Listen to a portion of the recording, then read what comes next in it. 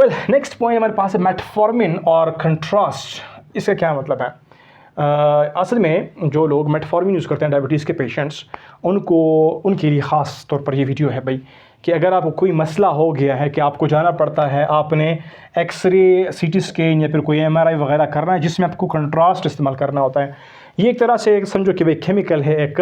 Chemical भी ऐसा है कि भाई इसमें क्या होता है, इसमें एक इसको हम बोलते हैं भाई कलर केमिकल होता है, जिसको हम पिलाते हैं पेशेंट को या फिर लगाते हैं ताकि ये केमिकल बॉडी के अंदर जाए और ड्यूरिंग द प्रोसीजर, एक्सरे है, सीटी स्कैन है, एमआरआई, जो भी हम प्रोसीजर कर रहे हैं, तो वो शुआएं जब बॉडी के ऊपर पड़ती हैं तो फिर बॉडी के अंदर जब ये कंट्रास्ट होता है तो उस कंट्रास्ट की वजह से फिर बॉडी जो है वो आसानी से नज़र आती हैं।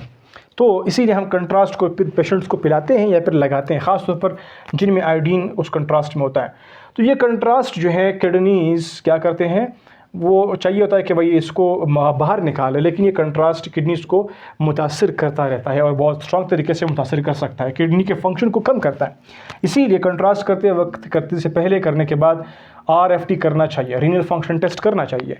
और जो लोग मेटफॉर्मिन यूज़ करते हैं उनका पास होना जो है वो थ्रू यूरिनेशन है।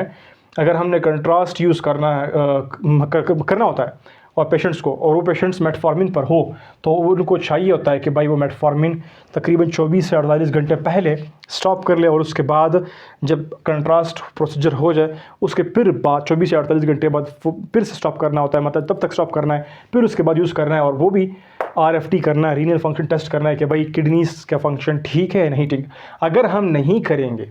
तो उससे फिर क्या होता है, मेटफॉर्मिन जो है वो हमारे किडनीज़ में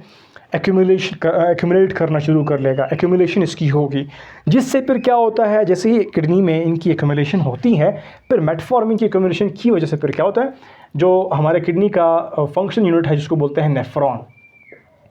तो वो नेफ्रॉन डैमेज होना शुरू हो जाता है, जिसको हम लोग बोलते हैं कंट्रास्ट इंड्यूस्ड नेफ्रोपैथी। तो वो कब होता है, जब पेशेंट मेटफॉर्मिन पर होता है। तो ये मेटफॉर्मिन की वजह से एक इंडिकेशन मैं आपको बता दी। अब इस तरह मैं देखता हूँ कि भाई मैं जो एक्सप्लेन कर रहा हूँ वो नज़र आ रहा था कि नहीं। ये तो स्क्रीन भी बंद हो गया है, पता नहीं क्या सीन है।